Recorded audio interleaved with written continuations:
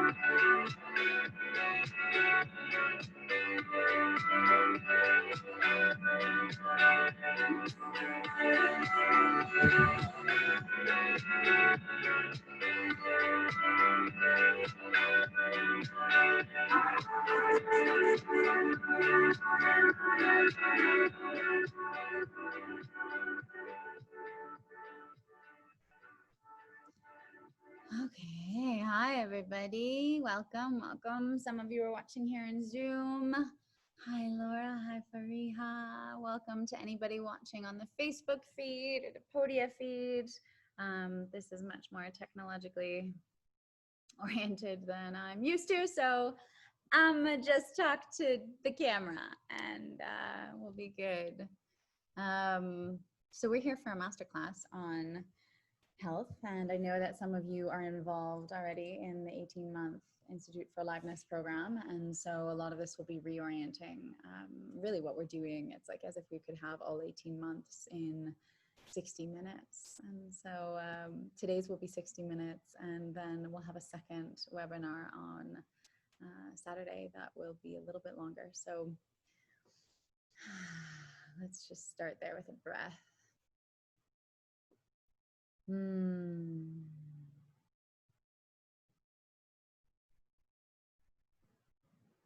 any kind of intention for what you want to learn over the next hour. Meeting yourself where you are, what you're working on in your life.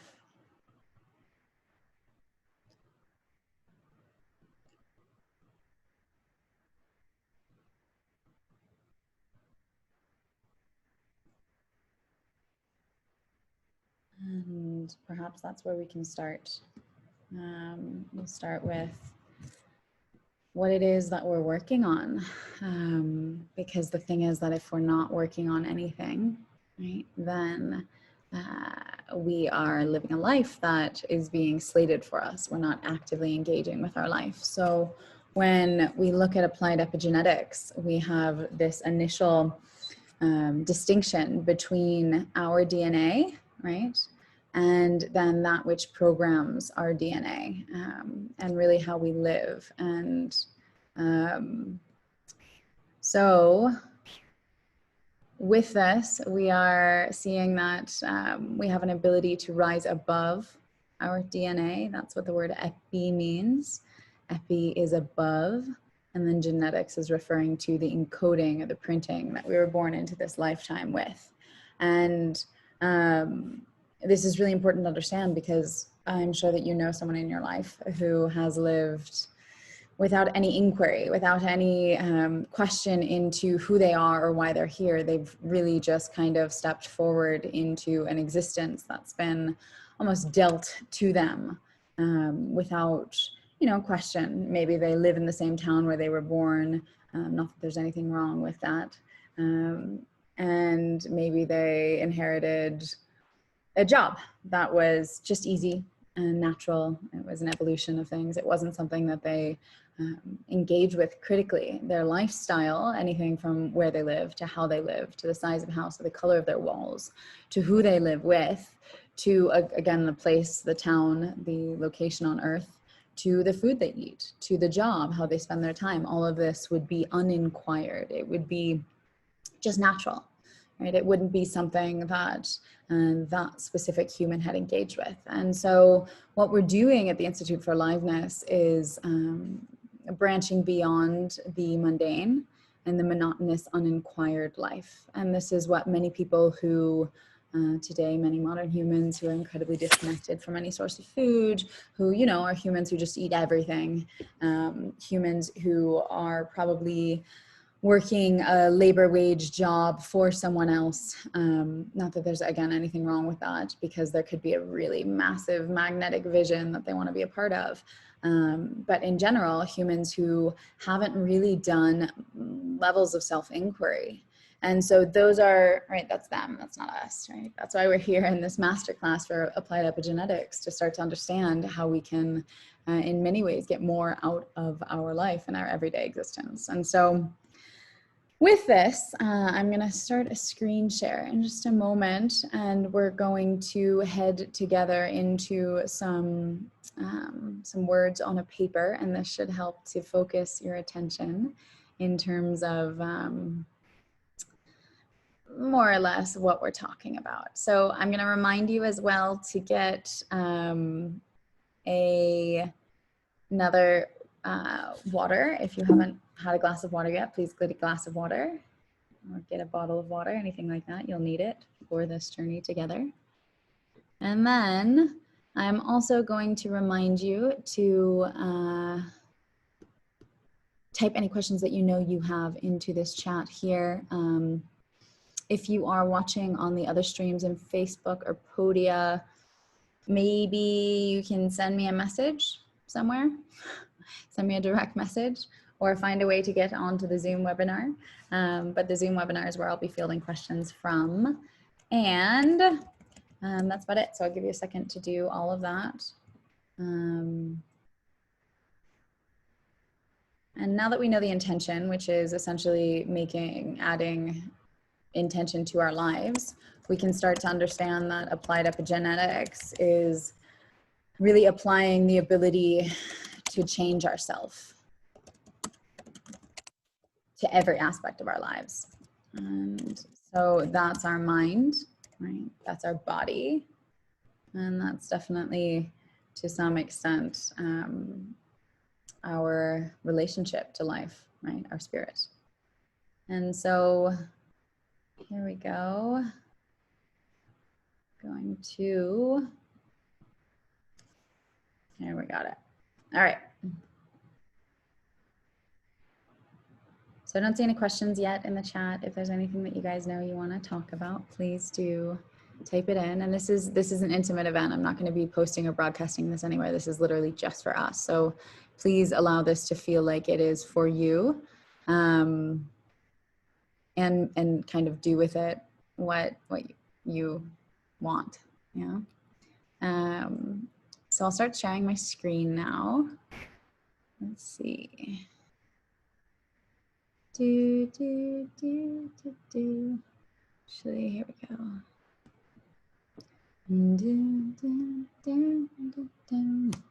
So here we go. We are at applied epigenetics, the ability to change ourselves or ourselves.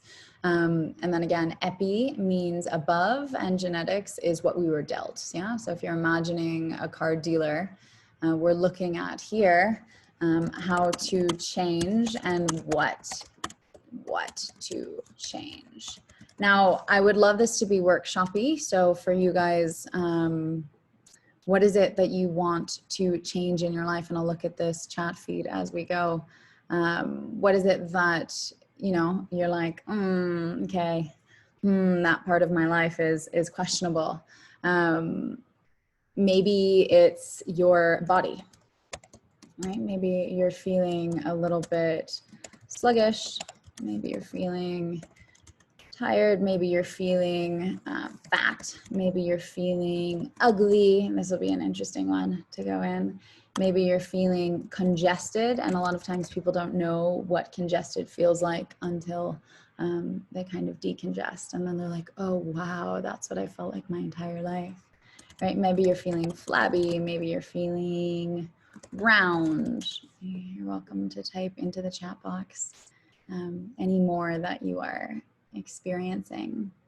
And with this, let's see, here we go. We got some in the chat.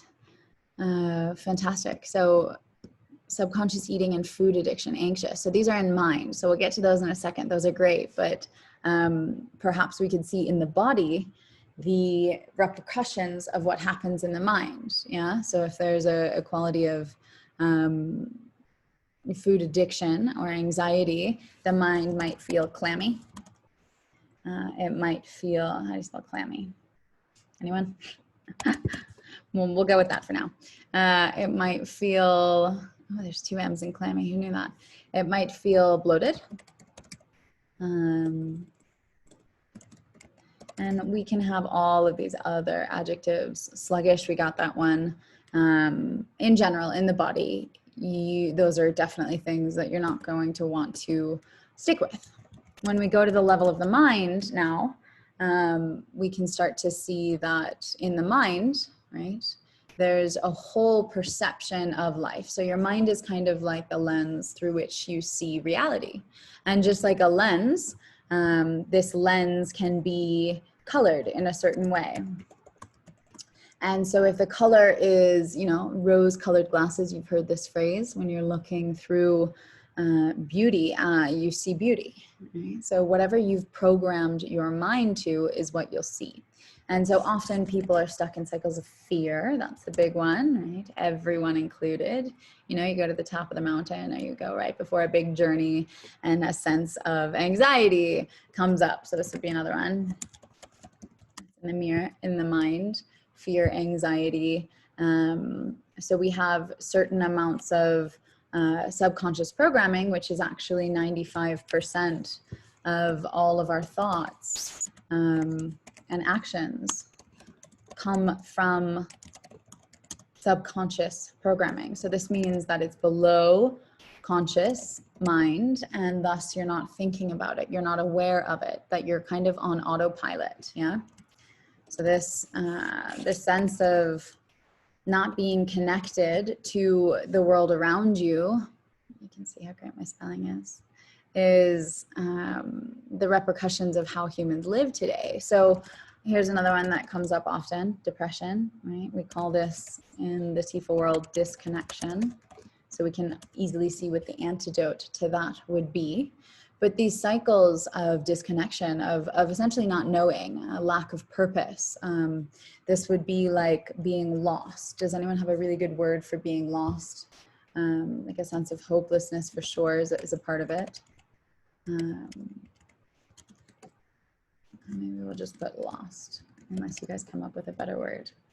So from there, we can start to see that these are the cycles that modern humans are in, and that we are to a large extent trapped in.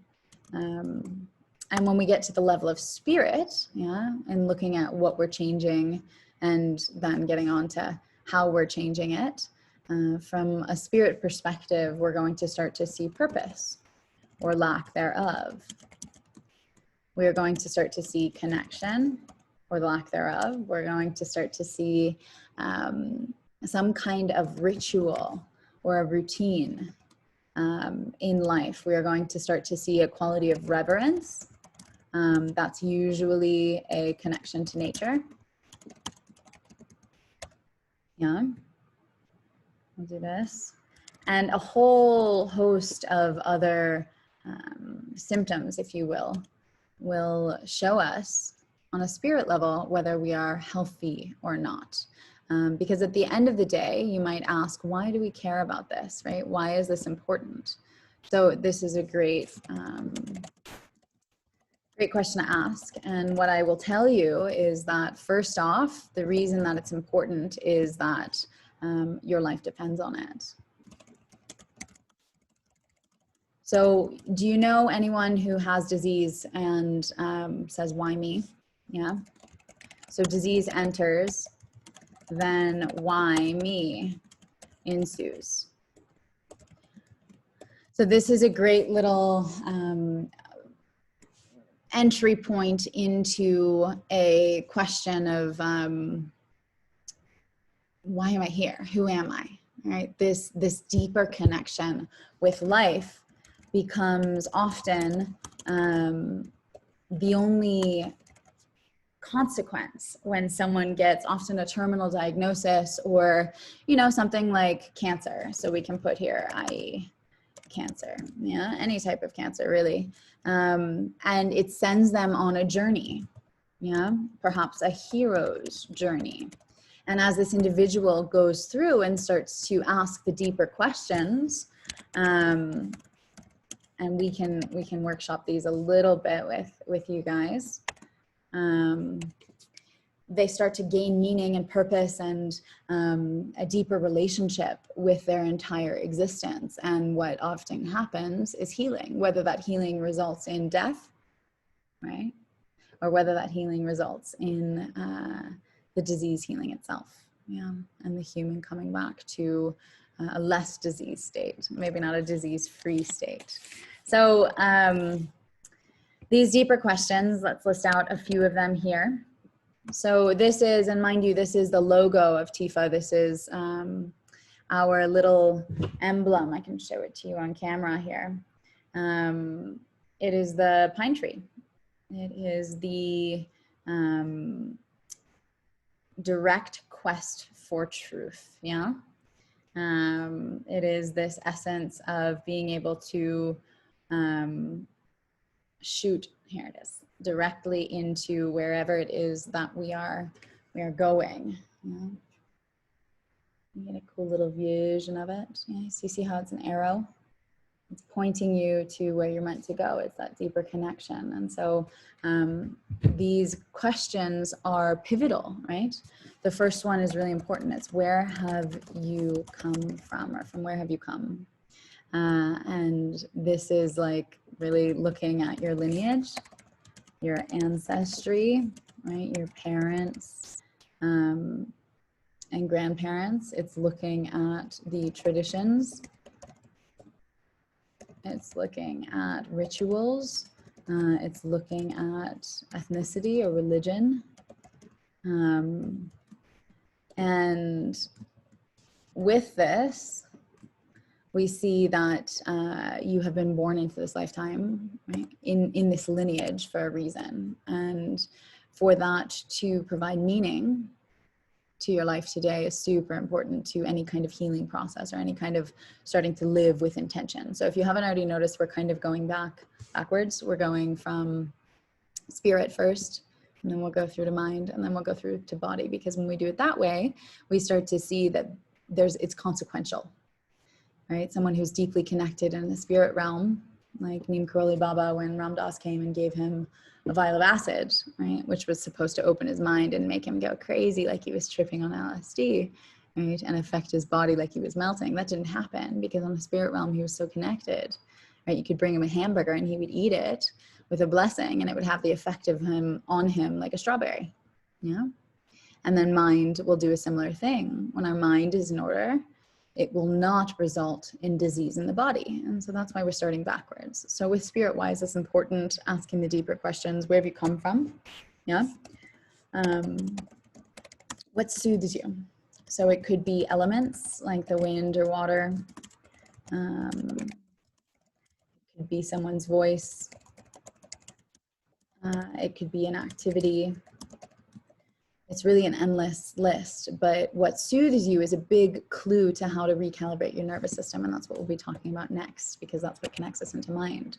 And then where is your bliss, right? So these sound like kind of esoteric questions, which you guys know I don't ask. But this kind of inquiry into what makes me completely overjoyed? What brings me into flow state? Where am I happier than I ever imagined? What is that situation, right? And what does it involve? Who does it involve? What am I doing? What country am I in? What is the weather like? Yeah, so I'll put some notes: weather, community, activity, and all of these things will dictate the presence or absence of disease in your life. Yeah, because this is fully about our connection to our environment. That is a huge part of epigenetics. So even here, the ability to change ourselves based upon connection to our environment. And environment is really the key word there. Yeah. So where's your bliss? Yeah, maybe you guys have some ideas. You're welcome to type it in the chat. Maybe your bliss is in making food, right? Although this loops us back to food addiction and this conversation that came up before. It's likely not on the computer. It's not likely not in electronics. For some people, it might be gaming and live gaming in the game community. That's one outlet. But where's your bliss? Is it in travel? Is it in connection? Is it in certain ways that you're spending your time? Is it in reading and storytelling? Is it in movies? Like, where is it? Because the more that you bring that into your life, right? Those are hints and clues to your dharma or your right action or purpose. So with that said, what we'll go to next is understanding, take this out just to fit on one line,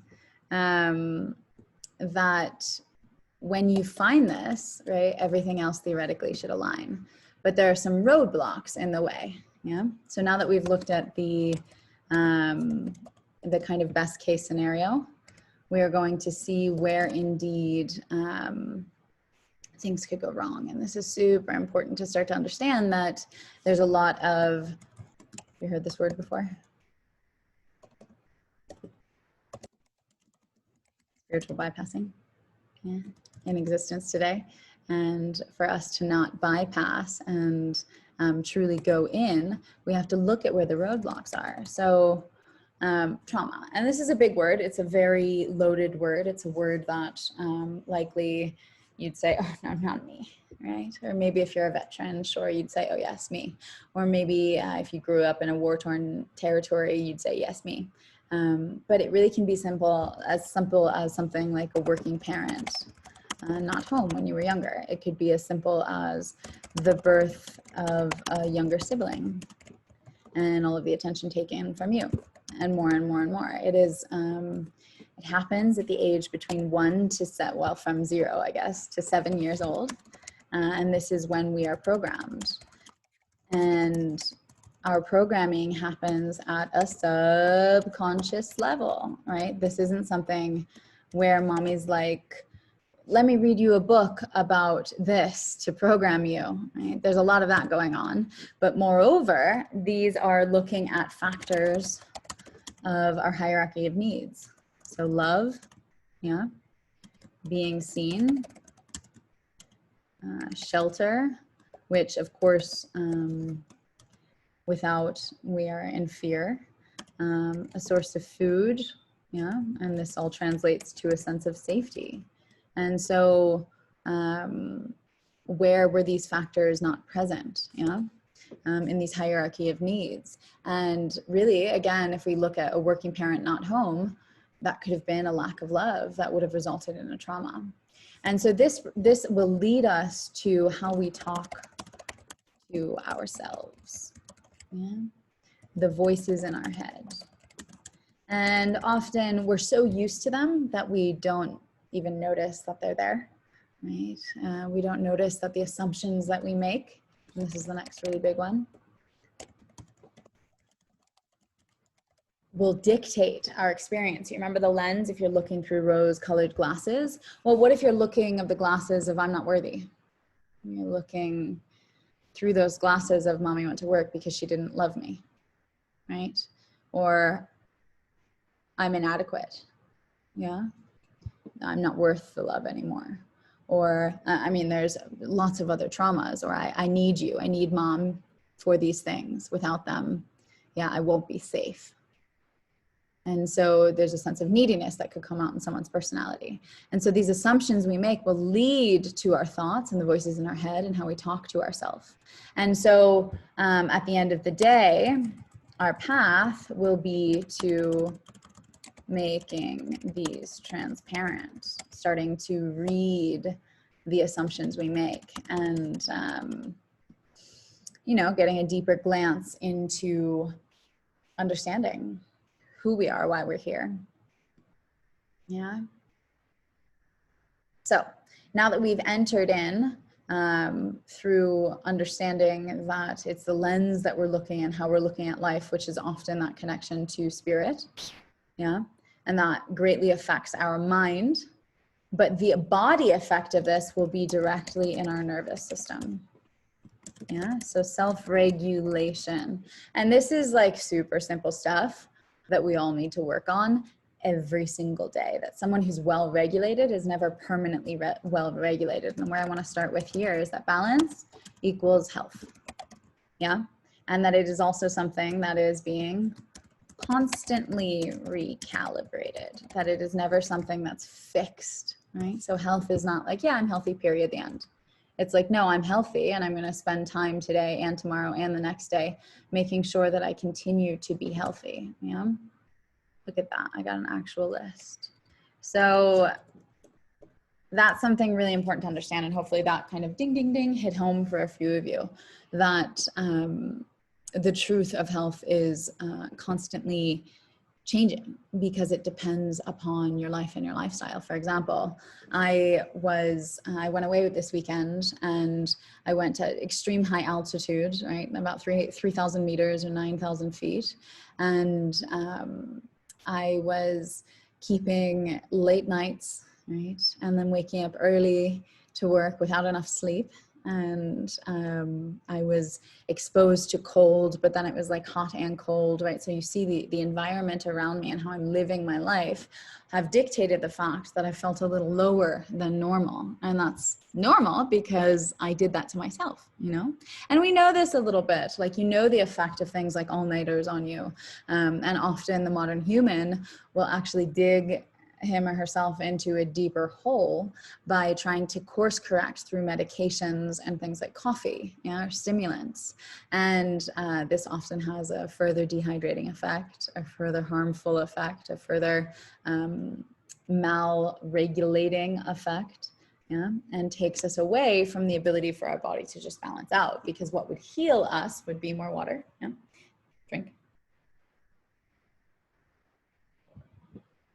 And deep rest, deep rest. So that is my hope for you, hydration and rest. And when we come into looking at recalibration of the nervous system and health, I want to just teach you a super simple exercise.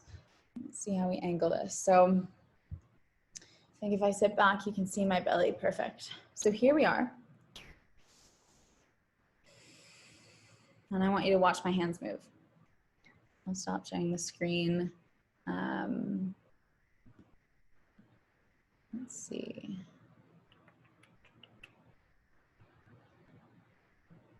Making love together.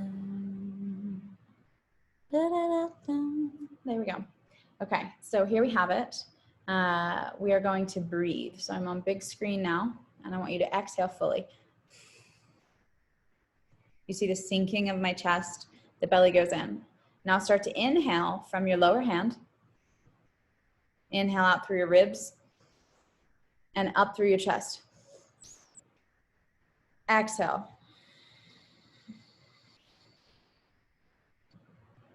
Did you see that happen?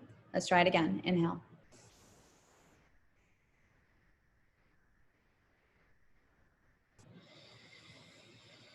Exhale.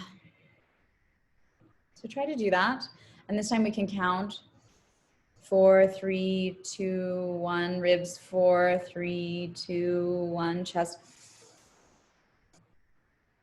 And then exhale. 10, 9, 8, 7, 6, 5, 4. Pull the belly button in. 3, 2, 1. Let's try that again.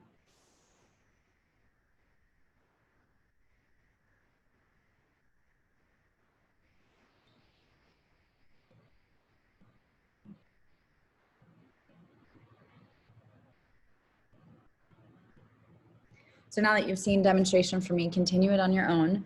It's a 4 count inhale at each section. So it's a 12 count inhale and then a 12 to 15 count exhale. So inhaling, filling up the belly fully, that full lower bottom section. And what's happening there is that the diaphragm's contracting and it's pushing down on all of these organs and pushing them out. And then with the diaphragm contraction, we actually vacuum more space into the thoracic cavity. And then with the third part, as the shoulders lift, we make sure that we have an even more expanded space to be filled by the air. So this is super important, most prominently because your nervous system is the entry point into everything, and you have one governing nerve of the entire nervous system. It's the vagus nerve, and it runs down the front of the brain all the way to the front of the colon. And the vagus nerve will determine whether you are in parasympathetic nervous system or sympathetic nervous system. So I'll share my screen again, and you can keep breathing. Your challenge, you ready for this, is to actually breathe like that for the entire time that we're together today. For the next 25 minutes, continue to breathe like that. So truly it is your breath that will dictate your state of being. And that's also a really good diagnostic, because you can check if you are in the parasympathetic state, which is the healing state. Yeah, it's also the rest and digest state. And it is the state that hopefully you're in most of the time, but often you're not. The other version is the sympathetic state. And this, as you guessed, is the stress state. It is the stress response. It's flight, freeze, or fight.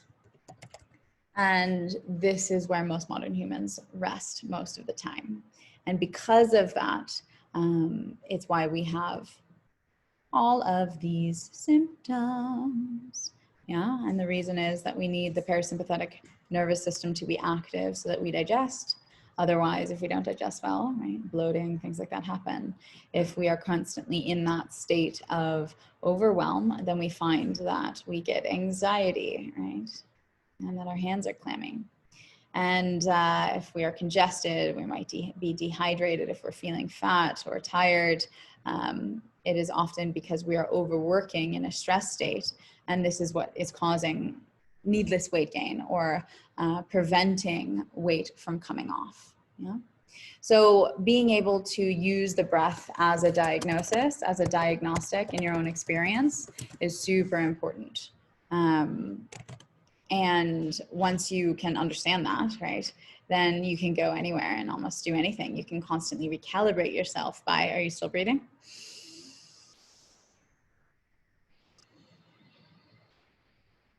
And all it could take really is like 3 breaths for you to switch back over to a sense of calm. Another really highly recommended way to do this would be through putting your legs up the wall. So any of you who have been hanging out with me for a while know that I'm a big fan of this one, and this is one of the fastest ways to actually reset the nervous system, and it should take about 3 to 5 minutes as well. And you just lay down and you put your legs up the wall. Maybe we'll finish class that way, or you're welcome to go and do that now. But these are ways to constantly recalibrate, again, your system to get back to balance, which is health, through using your nervous system. Yeah. Another way is to say to yourself, it's okay. Whatever it is, it's okay. And that's really important, to allow yourself to understand and to allow yourself to hear and to get into a habit of telling yourself, because it's going to free you, liberate you away from the constant worry, fear, stress, and anxiety. So with this, we can start to understand that actually you are in control. This is our outcome. And this isn't a sense of control that's overbearing, right? It is a flexible sense of control. It is a making peace with life rather than fighting it and trying to control it. That quality of control is like, okay, I get that I am where I am because I'm supposed to be here. Maybe I'll write that down. That'll be helpful for you guys. I am where I am because I'm supposed to be here, right? And this is not, again, like an escapist affirmation of spiritual materialism. This is a deep reminder, right? This is between you and yourself.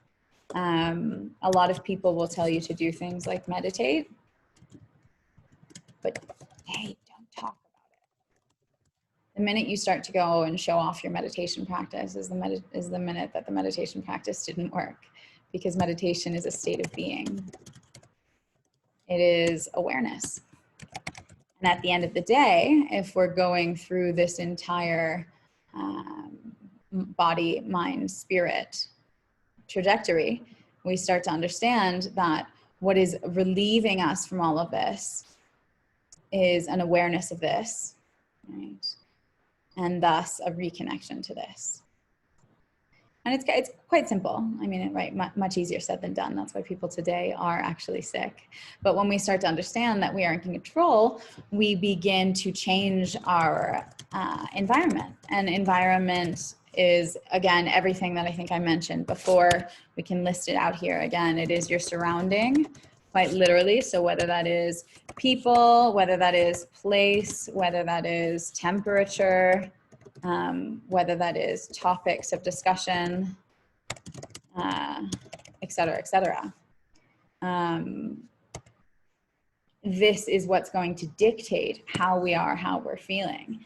And it's also our surroundings in terms of our food, right? In terms of nature, in terms of sunshine and fresh water, hopefully spring water. I'll put spring there. Yeah, another huge thing here is laughter. So the amount of joy that we have in our life, because mind you, when you go back to the nervous system, guess what is going to recalibrate it? Remember the vagus nerve that we learned about? Right? Not forced laughter, but natural, organic, joyous laughter will be able to palpate through movement of the diaphragm, the vagus nerve, to bring us back to a parasympathetic state, or that healing, rest, and digest response. Yeah. So every day you can wake up and decide, how do I want to live? Yeah. And this is a question that you can ask yourself. You can do it here. How do I want to? So with so much changing, yeah, we are undoubtedly in a time of change. We have a massive opportunity to be able to walk into a new existence, or to create a new existence. And so really here you are, you're at the drawing board, right? For whatever reason, you're in this, this masterclass right now to start to understand that you do have a chance to begin to live life differently, that there are truths greater than the truths that you currently see. And that by constantly waking up every day and committing to a more expanded version of yourself, right? So this is what we call a growth mindset. But I would also add to that a flow, I want to say mindset, maybe a flow consciousness set. Does that work? 3 S's in a row. In our, yeah, thank you, spell check. Our flow consciousness set is an ability to stay in a place where we surrender to something flowing through us, where we surrender to a timelessness, where we surrender to, what was that phrase? Well, both of these phrases. It's okay, whatever it is, it's okay. And I am where I am because I'm supposed to be here. Yeah, so when we surrender to that, that is the flow consciousness set. And that will lead us unfailably to a sense of inquiry. Yeah, so some hints for this inquiry are questions like, what's really going on here? Yeah, questions like, what am I actually experiencing right now? And these are super powerful because it gets you into the awareness of, you ready for this one?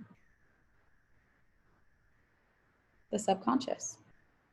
Because if you don't ask the question, then you stay in the subconscious programming.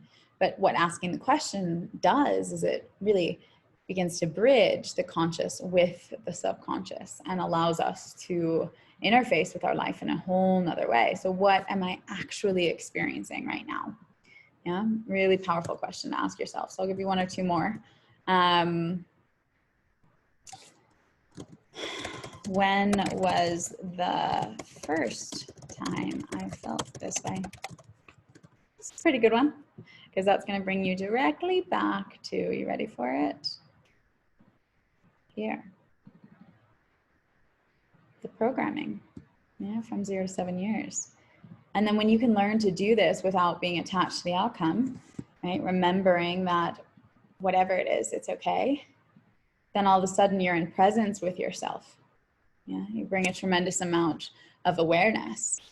And that question of what's really going on here will hopefully trigger you outside of yourself. And then you'll begin to see things not from a flight or fight or aversion, attraction set, but you'll be able to be in equanimity and peace. So, yeah, I guess,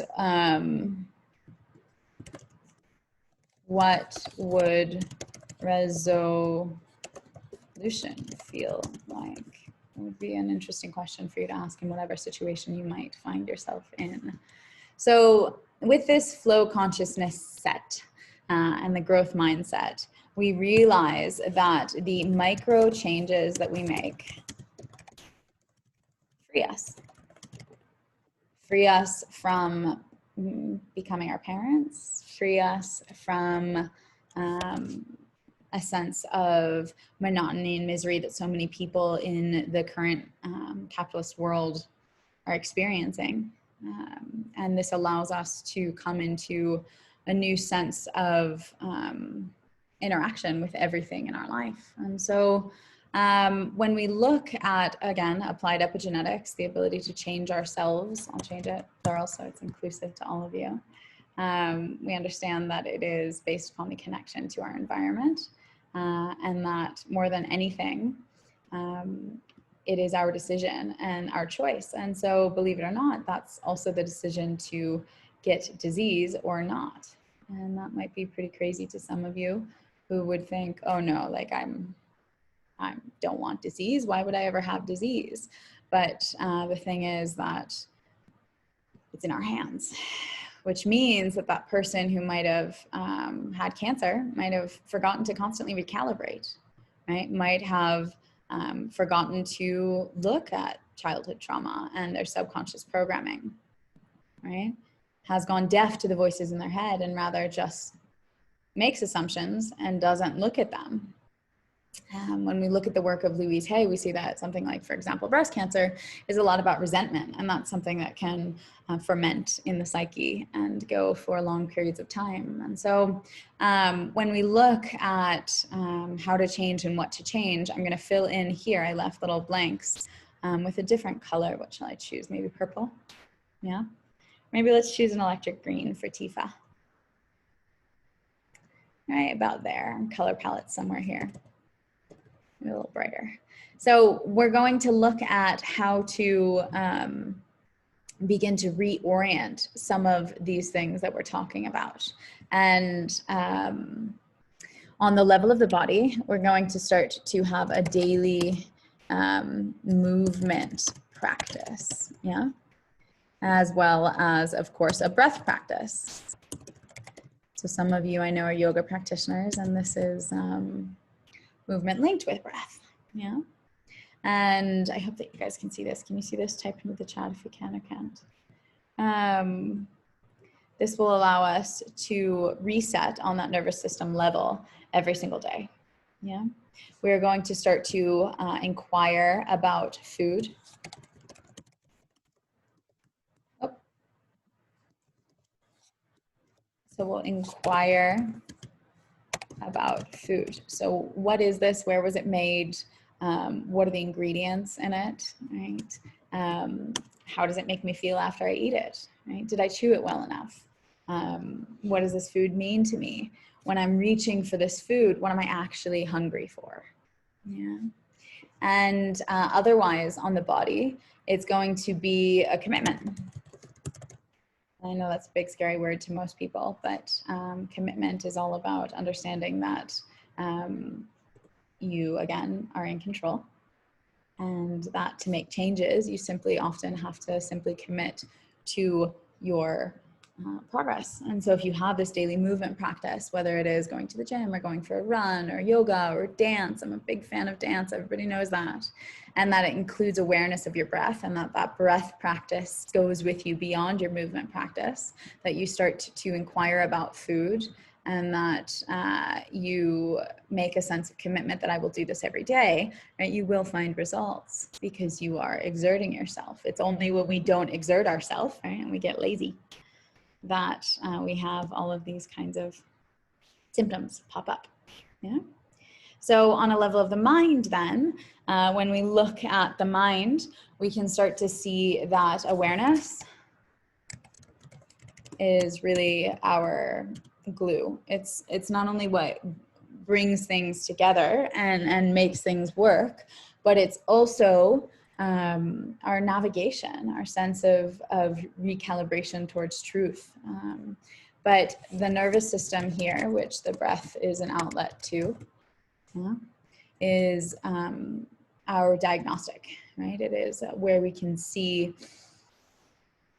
how calm we are in any moment, and we start to overcome fear and anxiety through different nervous system awareness practices, whether it's as simple as laying down, putting your legs up the wall and watching yourself calm down, or whether it is learning how to do that 3-part breath that we did, or whether it is closing your eyes in the middle of a crowded, loud, crazy place and saying to yourself, it's okay, it's okay, it's okay, you know, not learning how to self-soothe.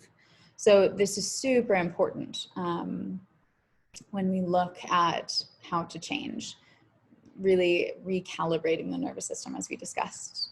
And then when it comes to depression, disconnection, obviously community and connection are the prime antidotes to this, that having a strong sense of belonging and purpose and being connected to other people on the same mission as you, whether they're in physical space or not, is, you know, this is everything. And it seems like in the modern world that this is just like, you know, you get your house and your work and your job and your income and whatever in order, and then you do that, rather than the other way around. And so that's why, especially now during COVID, the intentional community movement is skyrocketing, because people are saying, wait a minute, no, I want to start with intention first and then orient my life around that. And so this talk of applied epigenetics couldn't be more appropriate time-wise. So with the mind as well, you can have some kind of practice like meditation, but remember, it doesn't matter if you sit, because if you get up from sitting and you're not aware anymore, then what good did your sitting do? So make sure that that awareness permeates into every aspect of your life, that you're constantly asking yourself those inquiry questions. Remember? And I'm happy to send these slides out so that you guys have them. Yeah, and then the more that you ask yourself these questions, the almost reflex like it will be for you to answer. Yeah. And if we look at food addiction, which was one of the questions at the beginning, we can see that when you reach or open the refrigerator and you can say what's really going on here, right? Or another question would be, what am I really hungry for? That could be direct to food. And this is what we work with in the initiation, the 1-week fasting program that happens every month, which I believe some of you have done. It's that real inquiry into like, what's actually going on here? What am I really hungry for? And more often than not, it's one of these things. Okay. Yeah. And so we start to show up in life in a totally different way. So in terms of what to change in the mind or the lens that we're looking through, our relationship with self is of crucial importance. Understanding who we are and why we're here. And this will lead us into, of course, spirit. And on the level of spirit, what to change? Do we need to have a spiritual practice, right? In terms of applied epigenetics, definitely our connection to nature, which I mentioned already, is going to be a major factor in determining our level of spiritual purpose and contentment to a certain extent. A lot of people will tell you to have a gratitude practice, which I don't disagree with. And I do think that a lot of people do it on a superficial level. I think that gratitude should be something that's felt. It's a felt experience that often when you put it into words only gets petty, right? It shouldn't be something that is put into words and then attempted to be felt, right? We're really looking at embodiment here. And so in general, in spirit, it's the more we associate with a greater sense of self, that that we expand. And so here in mind, we have a good relationship with self, but here in spirit, we find a greater sense of self, and that's where we find freedom. And then freedom as a theme itself can be a great overarching theme in the realm of spirit, because we will find that you're either feeling free or you're not in any situation. And if you use that as a compass to dictate how you're feeling and how you're experiencing life, it will tell you a tremendous amount. And often in those situations that you're not feeling free, you can then ask yourself, is it because I'm not feeling free, or is it a throwback to, trauma? And then once you use that as an indicator, a diagnostic, then you'll start to begin to figure out what's really going on. And that will in turn give you more space to explore yourself, your psyche, your consciousness, your reality, and your perception of it as the human that you are. And in general, this is taking us from a place of powerlessness to a place of power, but not a domineering place of power where it's, I'm forcing myself to do this, right? Rather from a place of peaceful surrender to the greater purpose, because you've done things like, where is it? Follow your bliss. Like this, yeah? You've asked the deeper questions. You've made peace with your lineage. You've accepted the fact that you were born for a reason. And this, ladies and gentlemen, is really, this is health.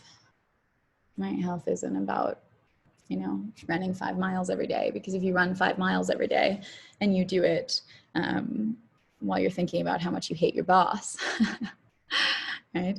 Or if you run 5 miles every day and then come home and gulp down a tremendous amount of unhealthy food, whatever it is, I mean, that's not normally what would happen, but like, let's say later that night you go to a party and have cake, and there's a certain sense of mindlessness there, and you're getting drunk to escape and not be present in awareness with who you are and why you're here. And then you wake up the next day and you're not deeply fulfilled by the work you're doing. So it's a self-perpetuating cycle. Yeah. Voila. So you're welcome to type any questions you have into the chat or send them to me after. We have about 3 minutes left. And I hope that this really kind of brought you into a place of awareness and hopefully deeper questioning as to how you're living your life and why. Because at the end of the day, the discussion of applied epigenetics brings us into understanding that, yeah, sure, like the ability to change ourselves happens at every level. You've seen bodybuilders before, right? You do have an ability to structure and shape your body. But often at what cost is kind of the question. And just like you have that ability to structure and shape your body based upon lifting or routine movement in a certain direction, right? To build a certain muscle area or muscle group and literally shape yourself, you do have the same power to shape your mind, the lens that you're looking through in life. And and the way that you start to do that is through asking yourself these pivotal questions, right? So ask the deeper questions. And then when we bridge from mind to body, we see that the nervous system is this gateway. Are you still breathing? Yeah. And this gateway will take us to places that we never thought we would go before, if we learn how to self-regulate and calm ourselves down, if we are constantly aware of the state of our nervous system at all times.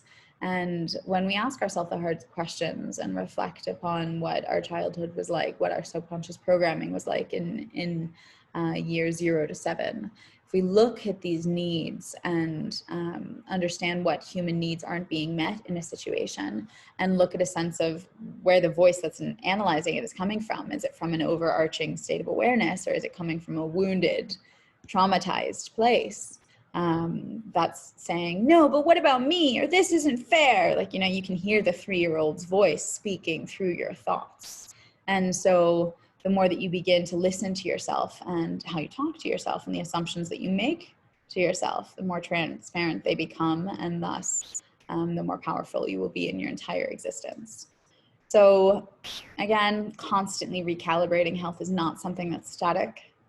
And you are in control. Yeah. So you can sit with these final questions of how do you want to live? And remember that now is a great time of change and that you're not alone in this change. And so please reach out. We are going through curriculum like this and so much more on our 18-month deep dive into applied epigenetics with the Institute for Aliveness's 18-month practitioner training program. And more than anything, it's transforming your relationship with yourself. And the result of that will be massive expansion into the next phase and stage of your life. And having the container is absolutely crucial. And so, yeah, if any of you are interested, we're having people from all over the world register. Really exciting. We just got 2 new signups for next year from Amsterdam and from Malaysia. And it is this global community that's really coming together to ask the hard questions and do the deeper work, because you can sign in and out 1 hour of a webinar like this and never have to think about any of this again. But if you're held to answering those hard questions and held to being with yourself through this process, then it just takes you to a whole nother level. So with that, I'm going to send you a big hug. If you have any more questions, or if any of your questions were unanswered because you're watching on a different portal than this private inner one, send them to me and I will. Obviously, I'm always here, so I'll answer them for you. And this should be going out to you in a recording, so you'll be able to watch back and think to some of those things we said, and we'll find a way to get you guys the slides. So farewell for now. Big hug.